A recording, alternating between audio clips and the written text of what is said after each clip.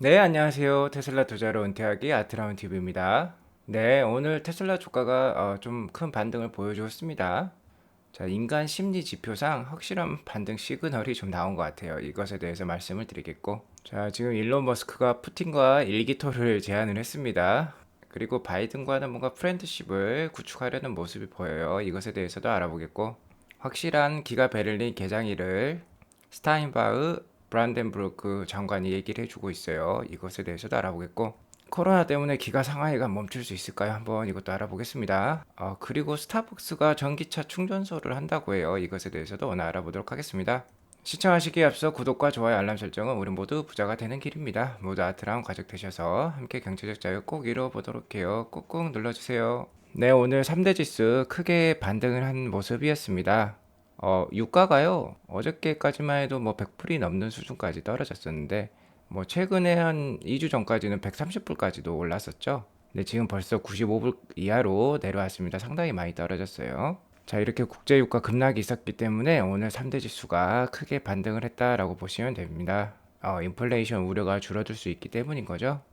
3개월 동안의 미국 국채금리 흐름은요. 지금 2.145, 10년물 국채금리 기준으로 2.145 정도로 보여주고 있고, 어제도 비 소폭 상승한 모습을 보여주었다라고 보시면 될 것 같습니다. 자, 간밤에 있었던 주요 미국 중심 뉴스들은요. 우크라이나 대통령이 이제 나토 가입 어렵다는 점 잘 알고 있다라고 계속해서 얘기를 하고 있고요. 러시아 측에서도 계속해서 우크라이나를 중립국으로 계속 가져가겠다라는 의지를 보여주고 있습니다. 아직 뭐 두 국가 상의 세부적인 뭐 협의 사항이라든지 결정된 사항은 없지만 계속해서 이런 신호를 보여주고 있다는 거는 뭐 나쁠 게 없죠. 그리고 미국 2월 PPI 지수가 발표가 되었는데요. 생산자 물가 지수죠. 전년비 10%가 또 상승하는 큰 모습 보여주었습니다. 그리고 바이든이 다음 주에 유럽에 방문한다고 해요. 아마 나토 측이랑 또 협의를 하겠죠. 그리고 뱅크 오브 아메리카 설문에 의하면요, 미국의 펀드 매니저 62% 정도의 포션으로 스태그플레이션 우려가 있다고 얘기를 하고 있습니다. 자, 이런 것들을 보면 아직도 상당히 예측이 불가능한 시장이고, 정말 어두컴컴한 시장이다라고 말씀을 드리고 싶어요. 자, 그래서 이럴 때는 좋은 기업만 보고 가자. 이렇게 말씀을 드리도록 하겠습니다. 네, PPI 지수가 10%로 발표가 되었다고 했죠. 자, 이 지수는 전년 동기 대비, 그러니까 전년 2월이죠. 21년 2월보다 자, 10% 정도 상승을 했다라고 보시면 될 것 같고요. 예측치랑 딱 부합하는 모습으로 나왔습니다. 그리고 1월 달에도 한 10% 정도로 나왔었어요.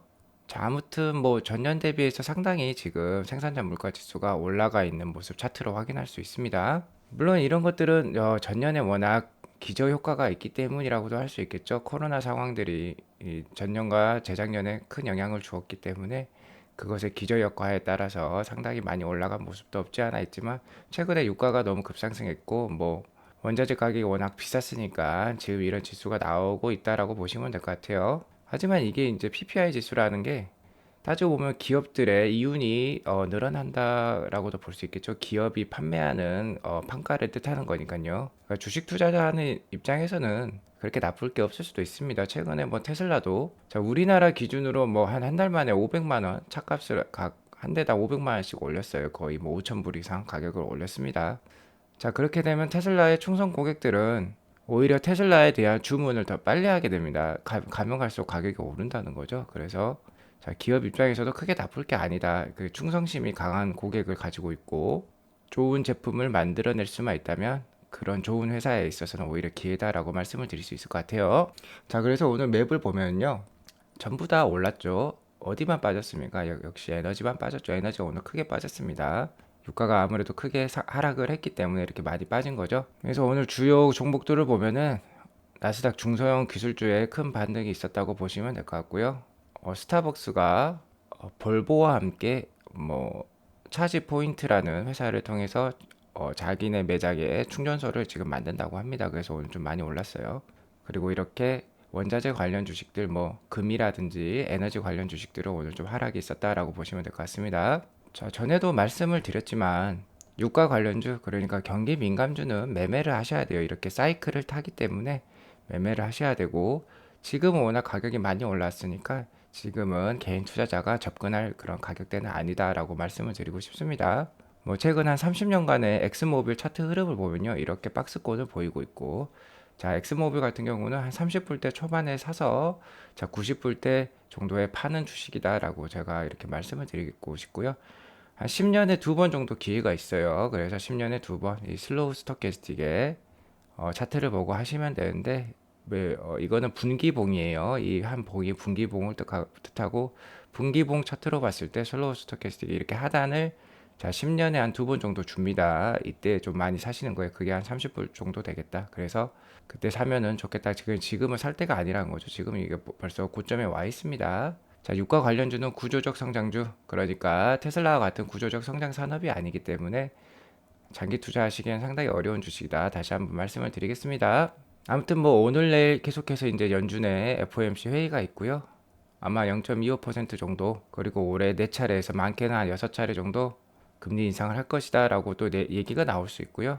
계속해서 시장을 흔들 만한 이슈, 즉 뭐 QT 양적 긴축도 할 수 있다라는 얘기가 나올 수도 있습니다. 어쨌든 금리 인상의 속도가 중요한 거예요. 그래서 그 속도가 어떻게 나오는지 한번 내일 한번 확인을 해봐야 될 것 같습니다. 자, 나스닥 일봉 차트 또 안 보고 갈 수 없죠. 자, 이렇게 하락 추세선을 그렸을 때 아직 하락 추세선을 상향 돌파한 상황이 아니니까 위기 상황은 지속되고 있다. 그래서 계단식으로 계속 하락할 수도 있으니까 조심을 하셔야 되고요.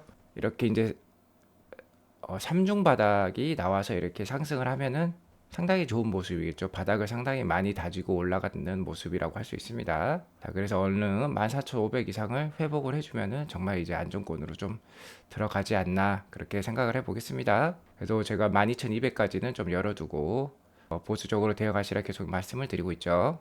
자, 테슬라 주가는 한 750불대에서 좀 지지를 보여주면서 다시 뭐 상승을 하는 모습 오늘 801불로 마감을 했는데요.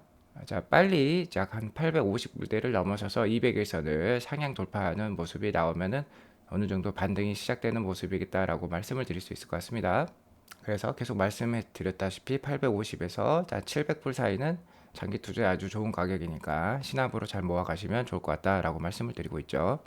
자, 왜 그러냐면요. 인간 심리 지표 신호가 나왔다라고 지금 말씀을 드릴 수 있을 것 같아요. 자, 850에서 700불 구간 떨어지면 어쩐다? 자, 떨어질수록 700불대까지 더 가까워지면서 떨어질수록 더 많은 수량을 좀 사시면 좋겠다라고 제가 지속 말씀을 드리고 있죠. 자, 800달러가 깨지면은 서학개미들의 실망 매물이 쏟아진다고 합니다. 이렇게 투자를 하시면 안 되겠지만 실제로 지금 거래 상황을 보면 이런 모습을 보여주고 있다. 서학개미들이 정말 최대의 인간 심리 지표, 최고의 인간 심리 지표를 보여주고 있다고 보시면 될 것 같아요. 자, 3월 달에 보면요. 테슬라 주가가 빠지면서 점점 빠질수록 오히려 순매도가 늘어납니다. 800에서 820불 사이에 순매도 수량이 엄청 컸어요. 거의 뭐 한 1억 주 가까이 지금 순매도가 있었다라고 보시면 될 것 같습니다. 원래 오히려 이렇게 주가가 빠질수록 700불대를 보일수록 주식을 더 많이 사야 되는 거죠. 자, 벌써 이렇게 3월 달에 이렇게 그래도 뭐 테슬라가 전체적으로 뭐 한 달 규모로 보면은 순매수가 가장 많겠죠. 애플보다도 훨씬 많이 사는 게 바로 테슬라입니다. 우리나라 사람들이 제일 가장 좋아하는 주식이죠. 하지만 주가가 떨어질수록 이렇게 오히려 매도가 있다는 것은 안 좋은 모습인데 반대로 생각해 보면 이게 바로 이제 반등의 신호지 않나 그렇게 말씀을 드릴 수 있을 것 같아요. 자, 작년에도 마찬가지였습니다. 2021년 뭐 5월 달에 540불 정도 나오면서 이제 최저점을 찍었었죠. 자, 바로 이때입니다. 자, 그 다음에 6월 달부터 테슬라 주가가 600불, 700불, 800불 이렇게 신압으로 상승하는데요. 자, 그렇게 상승을 할 때 이렇게 사람들이 다 못 버티고 다 이렇게 순매도가 엄청나게 많이 나왔었어요. 자, 이렇게 나오면 안 된다는 거죠. 2021년 이 4개월을 잘 참고 보유를 했으면은 10월, 11월, 12월 달에 주가가 어떻습니까? 한 800불에서 1200불까지 쭉 올라갔었죠. 그래서 이때 자, 수익은 많이 볼 수 있었는데 자, 이렇게 주가가 높게 올라가니까 이렇게 사람들이 많이 들어오지 않습니까? 근데 이때 많이 샀어야 되는 거예요. 오히려 이때 팔 때가 아니라. 자, 이렇게 세월을 흘려보내기가 이 4개월도 흘려보내기가 상당히 어려운 거예요. 자, 그래도 잘 흘려보내실 수 있어야 된다. 자, 테슬라 주가는요, 인고의 세월을 잘 버티셔야 됩니다. 그러니까 테슬라로 인생 역전하신 분들 5년 10개월 이상 버티신 분들이에요. 2014년 2월에서 2019년 12월간에 자, 거의 5년 10개월 거의 6년 동안에 테슬라 주가가 35에서 75불 그러니까 거의 이 상황에서 거의 변화가 없었어요. 한 6년 동안 보유를 하더라도 제자리였다는 거죠. 주가가 수익률이 0%였다는 겁니다. 이렇게 장기 투자가 힘든 거죠. 자, 이 상황을 잘 버텨야지 그 이후에 있었던 약 25배의 큰 상승을 먹을 수 있다. 그러니까 6년 동안도 이렇게 버티실 수 있어야지 제대로 된 장기 투자를 할 수 있다는 걸 저희가 알 수 있었습니다. 그러니까 이 세월을요, 잘 흘려보내실 수 있는 방법을 아셔야 돼요. 저희 VIP 회원님들, 저희 멤버십, 유료 멤버십 회원님들은 이거를 흘려보내는 방법을 잘 알고 계십니다. 그렇게 이제 VIP 멤버십 가입하셔서 좀 도움을 받으시면 좋을 것 같은데요. 그렇게 잘 모르시겠으면은 어쨌든 자기만의 방법을 고안하셔야 되는 거예요. 세월을 잘 버틸 수 있는, 잘 흘려보낼 수 있는 방법을 고안하시면 좋을 것 같습니다. 그래야지 큰 수익을 얻을 수 있다라고 말씀을 드릴 수 있을 것 같아요. 자, 지금 중국의 주요 도시, 그러니까 1성급 도시, 대도시들이죠. 뭐 인구 1000만 명 이상의 도시들에서 코로나, 특히 오미크론 변이 때문에 확진자가 증가하고 있는 추세입니다. 그래서 최근에 뭐 선전시죠. 1700만 명이 살고 있는 선전시에 락다운이 있었고요. 그래서 애플의 아이폰을 만들어주는 팍스콘 공장도 가동을 지금 멈춘 상황이고, 이에 더불어 북동부의 장춘 도시가 있는데 그 도시에도 많은 칸메이커 회사들이 위치하고 있습니다. 폭스바겐이라든지 토요타라든지 뭐 홍키 뭐 그다음에 지팡 뭐 이런 회사들이 있거든요. 자, 이런 회사들도 지금 한 16일까지 3월 16일까지 지금 공장 가동을 멈춘 상황에 있습니다. 하지만 다행히 상해 쪽에는요, 학교만 락다운을 시켰다고 해요. 지금 상해에 있는 공장들은 다 돌아가고 있고, 자, 기가 상하이에서도 생산 문제는 없다. 계속해서 지금 생산이 되고 있다라고 뉴스가 나오고 있습니다. 자, 그래서 크게 우려할 만한 지금 상황은 아닌 것 같아요. 어쨌든 중국 같은 경우는 도시 자체를 락다운을 시키면은 사람들 간의 이동이 불가능하게 됩니다. 그렇기 때문에 상해까지 그렇게 퍼지지는 않을 수도 있다라고 말씀을 드릴 수 있을 것 같아요. 아마 상해가 멈추면은 기가 상하이도 뭐 어쨌든 안 좋은 영향이 있겠지만 중국 전체 경제적으로도 좀 큰 타격이 있기 때문에 상해는 그래도 한번 편하게 수도 있겠다, 지켜볼 수도 있겠다라고 말씀을 드리도록 하겠습니다. 자, 일론 머스크의 트윗 홈페이지라고 할 수 있겠는데요. 트윗 제일 첫 화면이죠. 첫 화면에 지금 프로필 사진이 원래는 대부분 스페이스X의 로켓 사진이었는데요. 지금 이렇게 자기 얼굴로 바뀌었는데 뭔가 무슨 람보 같은 아니면 파이터 같은 그런 느낌으로 주고 있죠. 지금 선글라스도 끼고 이를 꽉 깨물고 있습니다. 뭔가 한판 하자는 거죠. 자, 그래서 푸틴에게는 일기토 싱글 컴뱃을 제안을 했고요. 바이든에게는 프렌드십을 제안하는 모습 저희가 지금 알 수 있습니다. 자, 이렇게 지금 사진이 자기가 직접 올렸어요. 푸틴이 지금 곰을 타고 가고 있죠. 좀 재밌는 사진인데 이게 합성인지 모르겠는데 진짜 사진인 것 같아요. 자, 곰을 타고 가고 있는 모습이고 옷도 다 벗고 있죠. 뭔가 강인한 전사의 모습을 보여주고 있고, 일론 머스크는 이제 역시 공학도라서 자, 이런 무기를 쓰고 있죠. 화염 방사기를 내뿜는 모습 이렇게 본인이 직접 올렸습니다. 그래서 사람들 보고 선택을 하라고 하죠. Choose your fighter. 자, 어느 쪽 편을 들 것이냐라고 지금 뭔가 뭐 재밌는 좀 트윗을 올렸는데요. 이것에 대해서 지금 많은 많은 짤이라고 하죠. 자, 인터넷 짤도 올라오고 있고 사람들이 자, 두 사람 중에 누가 이길 것인지 지금 많은 분석이 올라오고 있는데 그 중에 재밌었던 분석이 일론 머스크가 키가 184라고 해요. 근데 푸틴이 170이 안 됩니다. 169 정도로 나왔다고 하더라고요. 그리고 푸틴은 거의 뭐 70대죠. 근데 일론 머스크는 한 50대 정도니까 자, 일론 머스크가 당연히 이기지 않겠냐. 자, 체력적으로 훨씬 우위에 있다는 건데 따지고 보면 근데 푸틴 같은 경우는 뭐 전직 KGB 뭐 스파이 출신이라고도 하죠. 그러니까 상당히 전투력이 셀 것 같습니다. 하지만 일론 머스크는 뭐 아이언맨의 실존 모델이기도 하죠. 그러니까 그런 뭐 수트라든지 기술을 사용하기 때문에 저는 둘이 붙은다면 일론 머스크가 이길 거라고 생각을 하겠습니다. 자, 아무튼 뭐 이렇게 이게 좀 웃자고 올린 것이기도 한데요. 일론 머스크의 트윗에는 항상 팩션이라고 하죠. 항상 뼈가 있습니다. 그렇기 때문에 어쨌든 이런 전쟁에 대해서 비판을 하고자 하는 것이죠. 특히 테슬라가 최근 차값을 많이 올렸습니다. 거의 대당 한 500만 원 정도 올렸어요. 그렇기 때문에 이것에 대한 뭔가 책임을 푸틴 그러니까 러시아 쪽에 이렇게 전가시키고 있지 않나 좀 그렇게 저는 판단을 해보겠습니다. 아무래도 인류의 지속적인 발전 그리고 친환경 에너지로의 전환을 지금 방해하고 있다고 생각하는 것 같아요. 자, 그렇게 의미를 둘 수 있을 것 같고요. 여기 보면은 일론 머스크가 he can even bring his bear 그러니까 곰도 데리고 올 수 있다는 거죠. 뭔가 자기 자신이 아니라 푸틴이 이길 수 있을 것 같다는 뜻으로 저 얘기를 또 하고 있네요. 이런 와중에 바이든 쪽에 인사라고 할 수 있죠. 노동부 장관 말티 월시를 텍사스 공장에 초대를 했습니다. 둘의 만남과 대화는 약 75분 동안 지속되었다고 하고요. 미국의 인플레이션 상황 그리고 미국의 혁신, 텍사스의 일자리 창출과 관련해서 얘기를 많이 나눴다고 합니다. 그리고 일로는 뭐 올씨와의 대화를 계속해서 진행을 하고 싶다고 얘기를 했고요. 텍사스 오픈엑사가 4월 7일이니까 거기에 대해서 설명을 했다고 합니다. 아무튼 뭐 바이든 행정부의 인사를 만났다는 거는 좋은 뜻이죠. 그리고 노동부 장관을 만났다는 데 큰 의미가 있는 것이죠. 일론 머스크는 전에 UAW 그러니까 미국 뭐 자동차 노조죠. 자동차 노조도 우리 뭐 텍사스 공장에 와서 하고 싶은 거 다 해라. 투표할 것도 하고 사람들이랑 대화도 하고 노동자들이랑 나는 항상 열려 있다라고 환영의 뜻을 표한 바가 있습니다.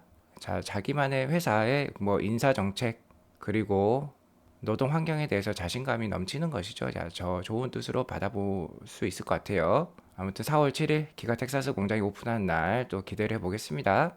자, 브란덴부르크 경제부 장관 웨르그 스타인바흐라는 분께서 다시 한번 기가 베를린의 예정 개장을 확인시켜 주었습니다. 3월 22일에 인도식이 있고 이날이 공식 개장일이라고 할 수 있죠. 자, 이 날짜에 대해서 확실히 못을 또 한번 박아 주었어요. 자, 기가 베를린은 예정대로 3월 22일 개장되는 게 확실합니다. 자, 기가 베를린은요, 전에 이제 3월 4일에 중환경청으로부터 공장 건설 승인을 받았었죠. 그때 이제 기자회견도 크게 했었고요. 그런데 아직 뭐 생산과 관련돼서는 확인할 게, 검증할 게 더 있다라고 얘기를 했지만, 자, 3월 22일에 개장이 확실하다, 공장이 가동된다라고 지금 못을 박아준 거고요. 자, 연간 50만 대 일단 캐파를 가지게 될 겁니다. 향후 뭐 한 1년 반 정도 안에 50만 대 생산 캐파에 도달할 걸로 예상이 되고 있고요. 또한 이제 스타인바흐 경제부 장관은 기가 베를린이 뭐 물 생산, 물과 관련돼서 그리고 배터리 공장을 추가하는 데 있어서 공장 건설과 관련해서 변경 사항들이 계속 나왔었는데요.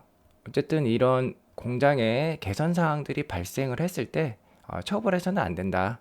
계속해서 도와주어야 된다. 그리고 그것에 대한 특히 외국 공장들이 외국 기업들이 독일에 들어왔을 때 기가 베를린이라는 이런 성공 사례를 통해서 좋은 예를 만들었다고 이렇게 자부를 하고 있습니다. 아무튼 이렇게 독일의 정치권 인사들이 많이 도움을 주고 있으니까요. 앞으로도 계속해서 발전하는 기가 베를린의 모습을 볼 수 있을 것 같습니다.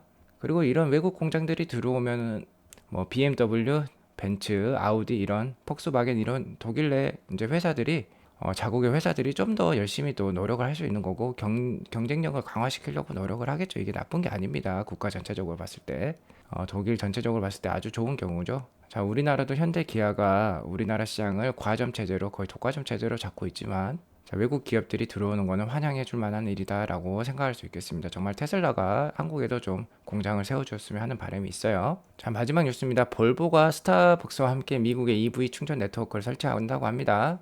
자, 이렇게 시애틀부터 덴버까지 이렇게 쭉 이어지고요. 총 1350마일인데 100마일마다 이렇게 충전소를 설치하는데 그 충전소마다 스타벅스가 들어가는 거죠. 그래서 볼보랑 스타벅스가 합작을 하는 거고 차지 포인트라는 회사의 그런 솔루션을 이용한다고 합니다. 그럼 차지 포인트가 앱이 있거든요. 그럼 앱을 통해서 아마 테슬라처럼 그렇게 좀 편리하게 충전할 수 있는 그런 유저 프렌들리한 충전소를 만들 수 있을 것 같습니다. 아무튼 뭐 재밌는 뉴스라 일단 제가 넣었고요. 자, 이렇게 다른 회사들도 이렇게 전기차 보급에 큰 노력을 하고 있다는 거 저희가 알 수 있고, 차량 이런 카메이커뿐만 아니라 자, 스타벅스와 같은 그냥 뭐 일반 소비재, 필수 소비재 회사들도 이렇게 함께 노력을 하고 있다는 거 저희가 잘 알 수 있었고요. 이런 노력들이 전기차 보급을 더 앞당길 것이다라고 말씀을 드릴 수 있을 것 같습니다. 테슬라에게도 좋은 뉴스라고 할 수 있어요. 자, 오늘 방송은 이렇게 마치겠고요. 계속해서 지금 테슬라 주가 좋은 상황이니까 신압으로 잘 모아 가시면 좋을 것 같습니다. 나가시기 전에 구독과 좋아요, 알람 설정 꾹꾹 눌러주세요. 네, 활기찬 수요일 보내시기 바랍니다. 감사합니다.